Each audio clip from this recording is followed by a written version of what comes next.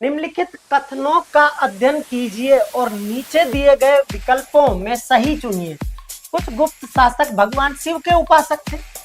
मंदिरों में मूर्ति पूजा गुप्त काल से हिंदू धर्म की सामान्य विशेषता बन गई। गुप्त राजाओं ने विभिन्न धार्मिक संप्रदायों के प्रति सहिष्णुता की नीति का पालन किया। अब ऑप्शन दिए हुए हैं नीचे, सभी नीचे कूट दिए गए हैं, उनको तो पढ़ ही लो ना यार। गुप्त काल में कई सारे परिवर्तन आए, ठीक है। एक तो मंदिर बनना कौन से काल में शुरू हुए थे? गुप्त काल में। और कौन सी शैली में बनते थे मंदिर? नागर शैली में बनते थे। मतलब स्वतंत्र आधारों पर, चौकियों पर मंदिर बनना जो है वो कौन से काल में शुरू हुए थे? गुप्त काल में, ठीक है। और ये मंदिर नागर शैली में बने थे। फिर और चीज उसके अलावा त्रिमूर्ति पूजा। भारत में मूर्ति पूजा गुप्त काल से शुरू नहीं होती, मूर्ति पूजा तो बहुत पहले से शुरू हो जाती है। सिंधु घाटी सभ्यता में स्पष्ट मूर्ति पूजा दिखाई देती है। त्रिमूर्ति पूजा जो है वो गुप्त काल में शुरू हुई थी, मतलब ब्रह्मा विष्णु महेश, ठीक है। उसके अलावा अर्धनारीश्वर उपासना जो है वो गुप्त काल की देन है। अर्धनारीश्वर मतलब जो हम यूं कहें कि भगवान शिव के साथ शक्ति की पूजा, देवी की पूजा, ठीक है, वो कौन से काल में शुरू हुई थी? गुप्त काल में शुरू हुई थी। अर्धनारीश्वर मतलब नारी और ईश्वर की उपासना।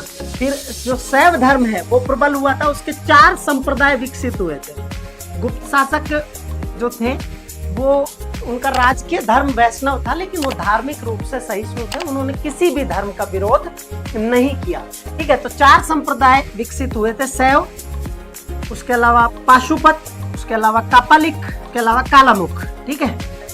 तो गुप्त काल में शैव धर्म जो था, मूर्ति पूजा गुप्त काल से हिंदू धर्म की सामान्य विशेषता बन गई। कुछ गुप्त शासक भगवान शिव के उपासक थे, क्योंकि इसके बहुत सारे प्रमाण हैं। आप यदि मंदिर देखेंगे तो भूमरा का शिव मंदिर जो है वो गुप्त कालीन है। भूमरा का शिव मंदिर, वैसे मंदिर में एक बार सारी बता ही दूंगा। फिर उसके अलावा नचना कुठार का पार्वती मंदिर, नचना कुठार का पार्वती मंदिर, खोहो का शिव मंदिर, पार्वती मंदिर, उसके अलावा खोहो का शिव मंदिर, ठीक है। तो ये सारे इस बात का प्रमाण है कि गुप्त शासक जो है वो शैव धर्म को भी मानते थे। गुप्त राजाओं ने विभिन्न धार्मिक संप्रदायों के प्रति सहिष्णुता की नीति का पालन किया। यद्यपि जो गुप्त शासक थे उनका राजकीय धर्म कौन सा था? राजकीय धर्म उनका वैष्णव था। राजकीय धर्म क्या था उनका? वैष्णव था। और मौर्यों का राजकीय धर्म क्या था?